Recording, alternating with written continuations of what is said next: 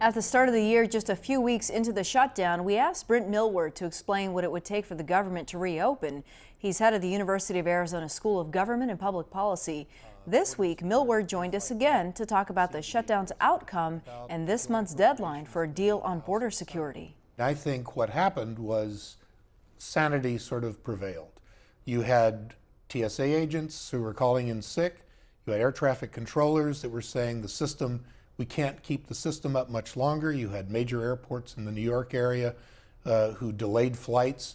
This is the kind of thing that no political system can stand. Air traffic control, border security, things like that seem to be at risk in a shutdown.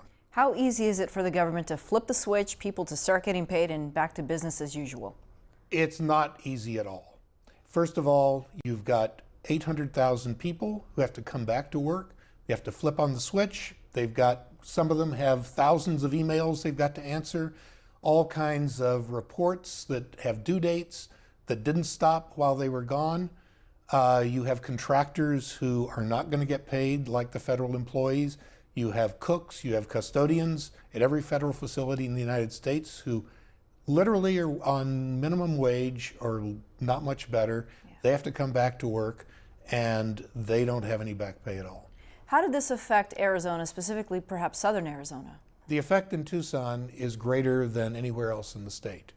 We have 3.3% of our workforce in Tucson are civilian government employees. Phoenix is only 1.1%. So that's 13,000 civil servants who did not get paid, who were not doing their jobs, who were not cleaning up at the national parks and monuments. Based on what we've seen these last few weeks, what's the likeliness of the sides coming together to strike a deal? And immigration is, the elephant in the room. Well, I'm very optimistic about the Joint Appropriations Committee of the House and the Senate working together to come up with a bipartisan bill. This would be the Homeland Security bill that would include border security. They agree on a lot of things. These are grown-ups. These are people who in the past have approved across the aisle various things. They need immigration judges. They need more technology at ports of entry. They need more personnel. They need more humane facilities for migrants. All those things I think they can agree on.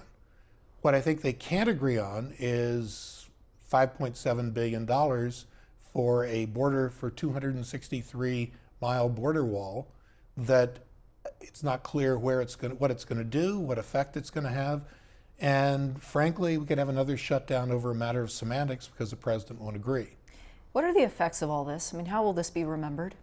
Well, $3 billion direct losses. There are untold, I have no way, and I don't think anybody has any way of calculating the cost to the contractors who won't be paid. Clearly, there's a lot of lost revenue in the private sector. The airlines took a hit, hotels took a hit, restaurants took a hit, tourism took a hit. All of these kinds of things, have an effect and ripple through the economy. So it certainly doesn't do anything good. The government gets behind. They have to try and catch up. Toxic waste dumps aren't cleaned up. Design work for NASA, for new satellites stops. Those are the kinds of things that are very hard to put a price tag on, but clearly are going to have an effect. And if we have another one, it really raises questions about the legitimacy of government. Okay, Brent, thank you.